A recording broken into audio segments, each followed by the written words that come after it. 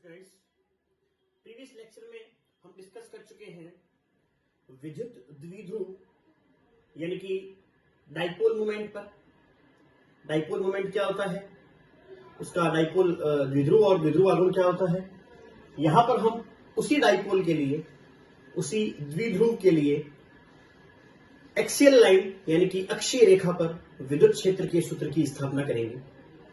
तो सबसे पहले तो डाइपोल आपके सामने देख सकते हैं, दो चार्जेस हैं डाइपोल में। जैसा कि आपको पता है द्विध्रुव के अंदर दो आवेश होते हैं, एक नेगेटिव क्यू चार्ज है और एक पॉजिटिव क्यू चार्ज है। उन दोनों के बीच की जो दूरी है, माइनस क्यू और प्लस क्यू के बीच की जो दूरी है, ये सपोज स्मॉल डी है। Minus Q and plus Q के बीच की जो दूरी है वो कितनी है, स्मॉल डी है। और ये डाइपोल का सेंटर है, माइनस क्यू और प्लस क्यू के बीच में ये सेंटर है। तो इसलिए हम कह सकते हैं कि जो ये वाली डिस्टेंस है वो d/2 होगी और ये वाली डिस्टेंस भी d/2 होगी। तो ये आप द्विध्रुव देख सकते हैं, बिंदु ए पर है माइनस क्यू चार्ज, बिंदु बी पर है प्लस क्यू चार्ज, दोनों के बीच की दूरी है d। तो ये सेंटर हो गया इसका, आप देख सकते हैं इसका सेंटर हो गया ये O। इस सेंटर O की प्लस क्यू से भी दूरी d/2 हो जाएगी और माइनस क्यू से दूरी भी d/2 हो जाएगी। अब अक्ष क्या है, द्विध्रुव की अक्ष क्या होती है। द्विध्रुव में एक तरफ आप लिखते हैं नेगेटिव क्यू चार्ज, दूसरी तरफ आप लिखते हैं पॉजिटिव क्यू चार्ज। तो नेगेटिव और पॉजिटिव ये जो दोनों चार्जेस होते हैं, इनको जो लाइन कनेक्ट करती है, जो लाइन इनको मिलाती है, वो लाइन केवल इन दोनों के बीच में नहीं, आगे तक ये पूरी इसकी एक्सिस होती है। तो द्विध्रुव के दोनों आवेशों को मिलाने वाली रेखा जो होती है, जो कि उसके सेंटर से निकलती है, उसको हम बोलते हैं एक्सियल लाइन, अक्षीय रेखा बोलते हैं द्विध्रुव की। तो हमें अक्षीय रेखा के किसी भी बिंदु पर विद्युत क्षेत्र का जो फॉर्मूला है, इंटेंसिटी ऑफ इलेक्ट्रिक फील्ड का जो फॉर्मूला है, वो डिराइव करना है। तो इसके लिए मैंने इसकी ये एक्सिस आप देख सकते हैं, नेगेटिव और पॉजिटिव को मिलाने वाली जो रेखा है, एक्सिस यानी कि अक्ष, इस अक्ष पर मैंने एक बिंदु P लिया है। ये this is point P where I want to find the formula of electric field. मुझे इस बिंदु पर द्विध्रुव के लिए इलेक्ट्रिक फील्ड देखना है कि इस द्विध्रुव ने, इस डाइपोल ने अपनी एक्सिस के पॉइंट P पर कितना इलेक्ट्रिक फील्ड, कितना विद्युत क्षेत्र उत्पन्न किया है, इंटेंसिटी ऑफ इलेक्ट्रिक फील्ड क्या है।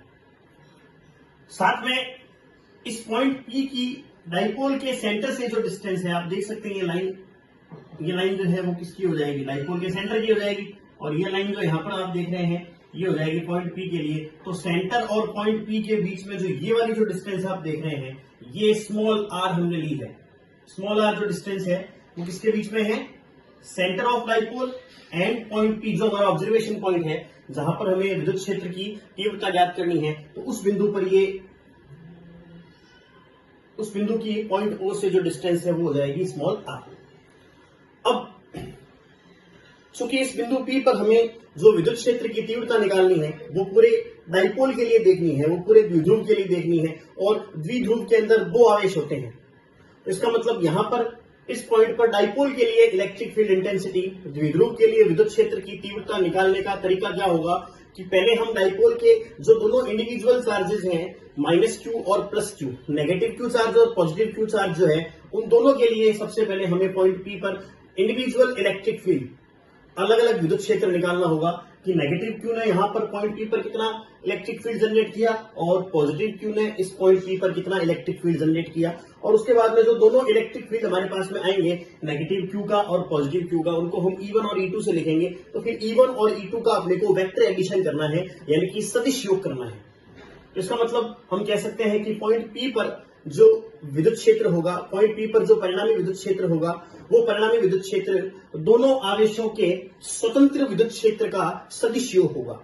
Resultant electric field at this point P will be vector addition of individual electric fields due to both charges negative Q and positive Q.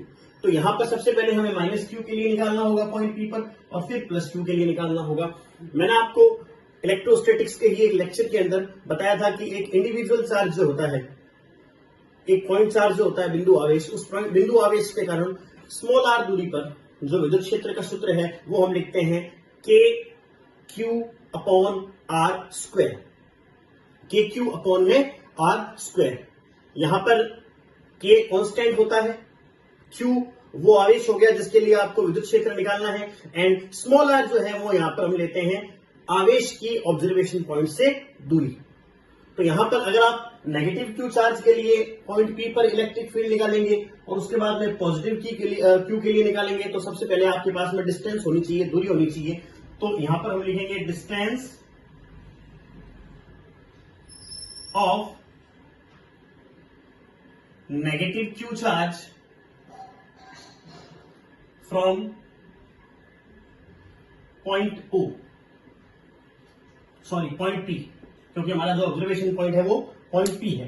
तो distance of negative Q charge, तो negative Q charge की point P से distance देख सकते हैं easily. मैंने अभी आपको बताया पॉइंट पी की ओ से जो डिस्टेंस है वो आर है, और ओ की माइनस क्यू से जो डिस्टेंस है वो डी बाई टू है।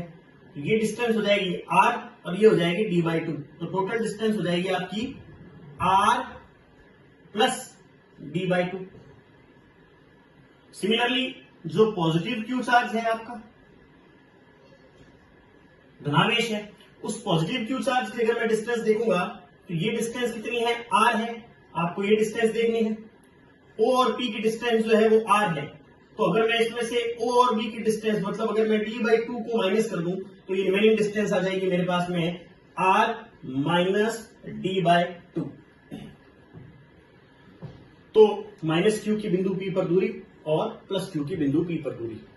अब आप इससे बहुत इजीली दोनों की इलेक्ट्रिक फील्ड भी निकाल सकते हैं, विद्युत क्षेत्र भी निकाल सकते हैं। तो electric field due to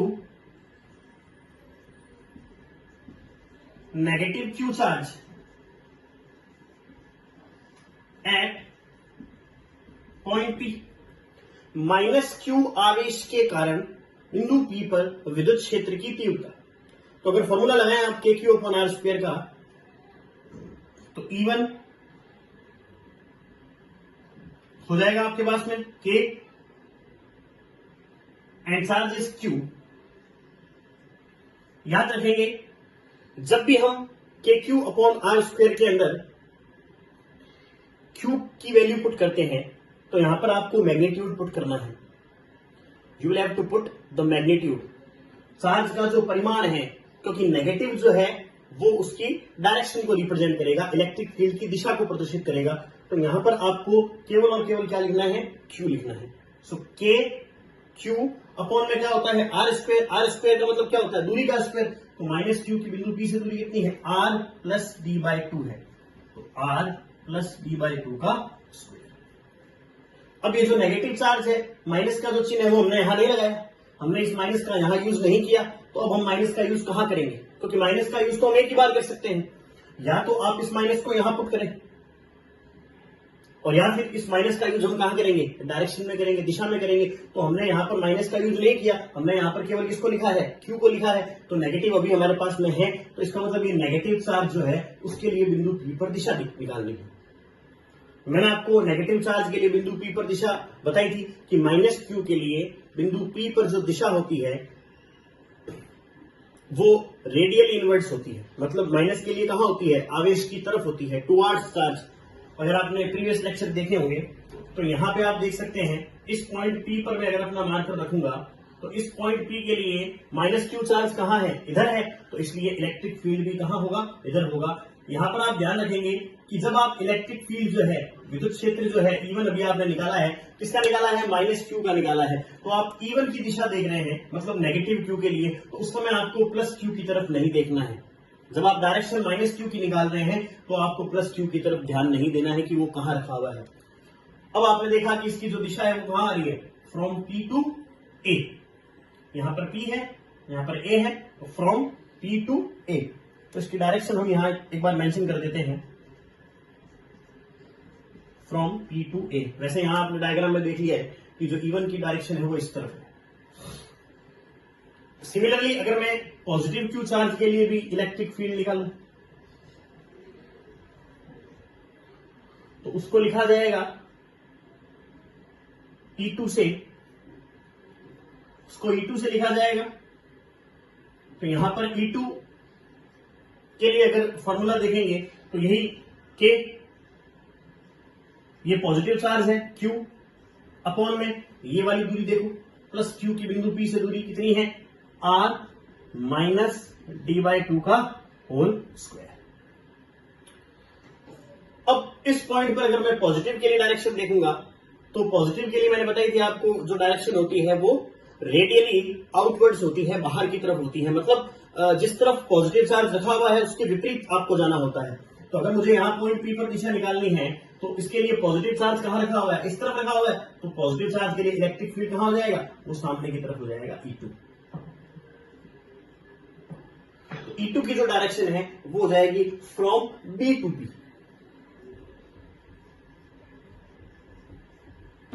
from B to P। तो यहां पर आपने इंडिविजुअल इलेक्ट्रिक फील्ड निकाल लिए हैं, कोई दिक्कत वाली बात नहीं है। E1 निकाल लिया, E2 निकाल लिया। अब आपको क्या करना है, वेक्टर एडिशन करना है। वेक्टर एडिशन का मतलब क्या होता है, सदिशों का मतलब क्या होता है, जब दो सदिश एक ही दिशा में होते हैं तब आप उनको जोड़ देते हैं। जब दो सदिश अलग अलग दिशाओं में, यहां पर मैं अपने आप को करेक्ट करूंगा, अगर दो सदिश एक दूसरे के विपरीत है, अपोजिट डायरेक्शन में है, अगर दोनों एक दूसरे के अपोजिट डायरेक्शन में है तो उस सिचुएशन में आपको माइनस करना पड़ेगा, उनको घटाना पड़ेगा, सेम डायरेक्शन में होने पर उनको जोड़ना पड़ेगा। और अगर ना तो वो सेम डायरेक्शन में है ना अपोजिट है, वो किसी एंगल पर है, तो हम पैरेललोग्राम यानी कि समांतर चतुर्भुज का नियम वगैरह लगा देते हैं, वो एक अलग केस में पढ़ेंगे हम। यहां पर ये दोनों चूंकि क्या है, अपोजिट है, तो यहां हम लिख सकते हैं E1 एंड E2। अगर मैं E1 और E2 की बात करूं तो दोनों क्या है, अपोजिट है, विपरीत है। तो विपरीत दिशा में होने के कारण आपको उनको माइनस करना पड़ेगा, घटाना पड़ेगा। तो माइनस कैसे करेंगे, E1 में से E2 घटाएंगे या E2 में से E1 घटाएंगे, ये इस बात पर डिपेंड करता है कि दोनों में से किसका मैग्नीट्यूड यानी कि किसका परिमाण ज्यादा है। दोनों में से किसका परिमाण ज्यादा है तो उस पर डिपेंड करेगा। तो यहां पर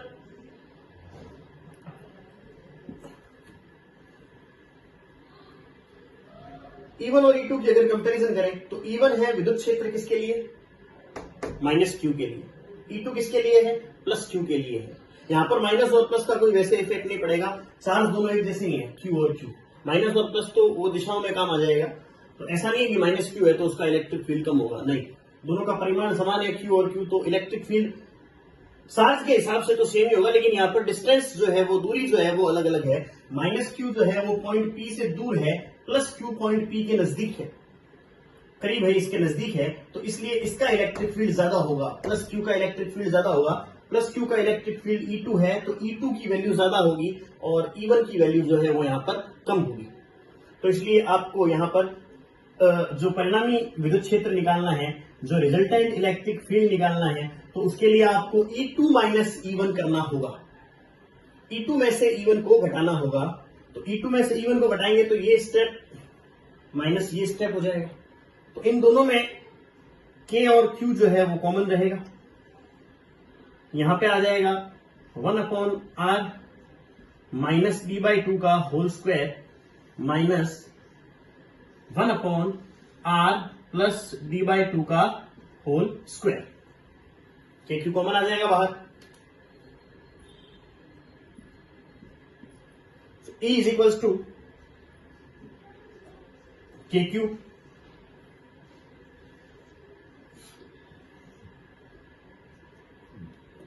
एलसीएम ले लेंगे इसका, सो r माइनस d/2 का whole square into r plus d/2 का होल स्क्वायर, ये एलसीएम आ जाएगा। फिर यहां पर डिवाइड करेंगे तो ये कैंसिल हो जाएगा, ये r प्लस d/2 इसकी मल्टीप्लाई 1 से हो जाएगी, तो ये वापस आ जाएगा r प्लस d/2 का होल स्क्वायर, और बीच में माइनस है, यहां पर प्लस वाला कैंसिल हो जाएगा,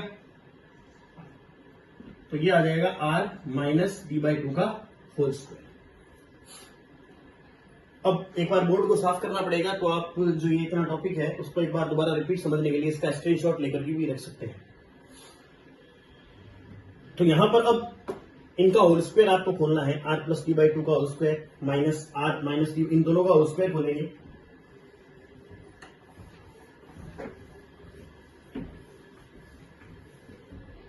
सो ये हो जाएगा E बराबर में के Q R square plus D square by 4 plus 2RD/2, तो ये हो जाएगा केवल RD। ये A square plus B square plus 2AB से, और यहां पे अगर मैं इसका होल स्क्वायर माइनस की मल्टीप्लाई कराते हुए खोलूं तो वैसे तो आर स्क्वायर प्लस का आएगा, लेकिन माइनस के मल्टीप्लाई हो जाने की वजह से वो माइनस का हो जाएगा, तो ये हो गया माइनस का आर स्क्वायर। फिर डी स्क्वायर बाई 4 भी प्लस का होगा, लेकिन माइनस की मल्टीप्लाई होने की वजह से वो माइनस का हो जाएगा। फिर जो लास्ट स्टेप आर डी है वो यहाँ माइनस का आएगा, लेकिन माइनस की मल्टीप्लाई हो जाने से वो हो जाएगा प्लस का। अपॉन में इनकी मल्टीप्लाई भी हम करा देंगे, सो ये हो जाएगा R square minus D square by 4 का होल स्क्वायर। यहां हम आर स्क्वायर से आर स्क्वायर कैंसिल कर सकते हैं, डी स्क्वायर बाई 4 से डी स्क्वायर बाई 4 कैंसिल कर सकते हैं। सो ई हो जाएगा यहाँ पे K Q R D plus R D become 2RD upon R square minus D square by 4 का होल स्क्वायर। यहां पे E इज इक्वल्स टू 2 के 2 आ गया, क्या आ गया Q इंटू डी। मैंने आपको बताया डाइपोल मोमेंट का फॉर्मूला, द्विध्रुव आघूर्ण का सूत्र क्या होता है, Q इंटू डी बराबर में E।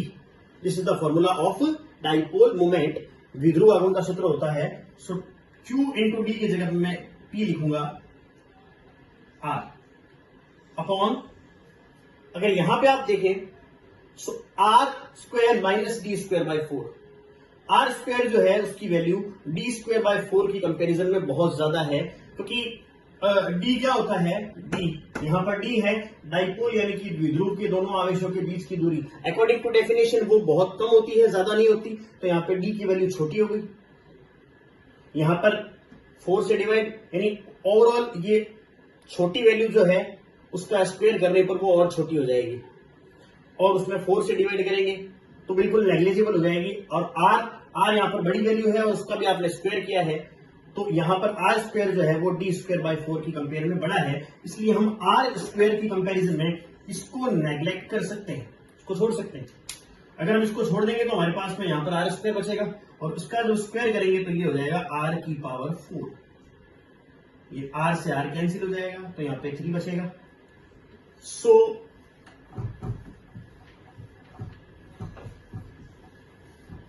जो फाइनल फॉर्मूला आपके पास में आएगा वो आएगा E is equals to 2KP upon में RQ।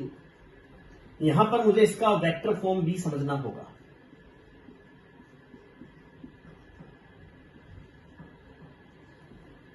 वैसे तो वेक्टर फॉर्म आप स्टेप बाय स्टेप उसके साथ भी चला सकते हैं, अदरवाइज तो लास्ट में भी लिख सकते हैं। E vector is equals to, देखें 2KP अपॉन में RQ, that is okay. E vector, यहां पर मैंने ई के ऊपर वेक्टर लगाया। अब मुझे यहां पे डायरेक्शन के लिए, दिशा के लिए यूनिट वेक्टर लगाना होगा, एकांक सदिश लगाना होगा। तो देखिए आप एकांक सदिश हम कैसे लगाएंगे, ध्यान से डायरेक्शन को आप प्रॉपरली समझ लें। आप देखें यहां पर हमने जो ई बनाया है, ये जो रिजल्टेंट इलेक्ट्रिक फील्ड, परिणामी विद्युत क्षेत्र जो ई निकाला है वो E1 और E2 से निकाला है, E1 और E2 के वेक्टर एडिशन से निकाला है, सदिश योग से निकाला है। तो अगर हम डायरेक्शन की तरफ जाएं तो E1 की दिशा इधर है और E2 की दिशा इधर है। मैं यहां पर एक बार दोबारा से इस डाइपोल को बना देता हूं। तो हमने -Q यहां लिया है, आप ध्यान रखें, और +Q हमने यहां लिया है इस पॉइंट पर, ओके। एंड ये हमारे पास में जो पॉइंट है वो है P,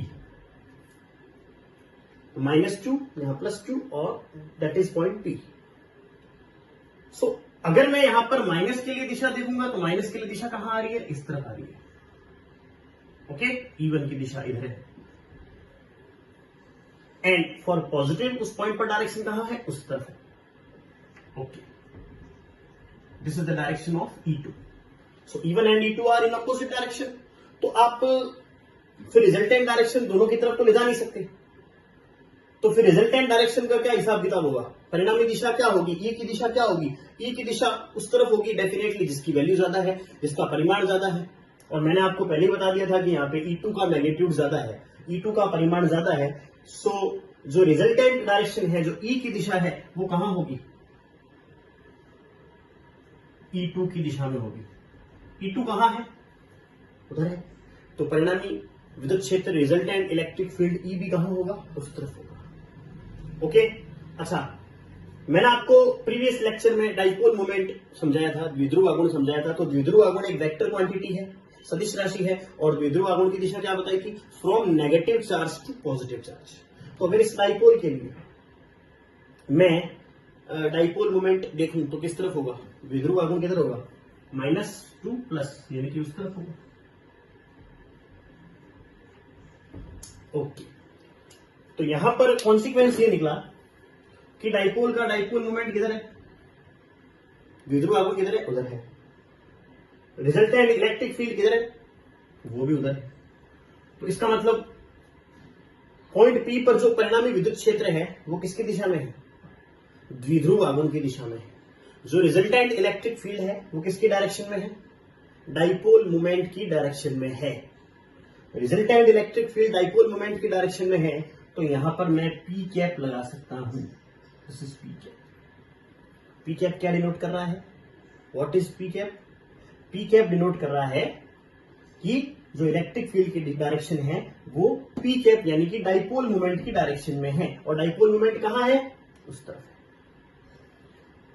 चूंकि आपको पता है कि यूनिट वेक्टर का फॉर्मूला होता है, unit vector is equals to, ये भी सही है बिल्कुल, यहां तक आप इसको लिख के छोड़ सकते हैं। अदरवाइज इसका फॉर्मूला होता है P वेक्टर अपॉन P। एकांक सदिश का सूत्र होता है सदिश बट्टा परिमाण। तो यहां से अगर मैं इसको इधर ले आता हूं तो P वेक्टर क्या हो जाएगा?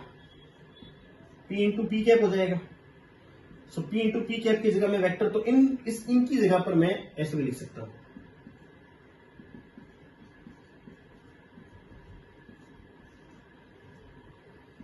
KP upon में R3।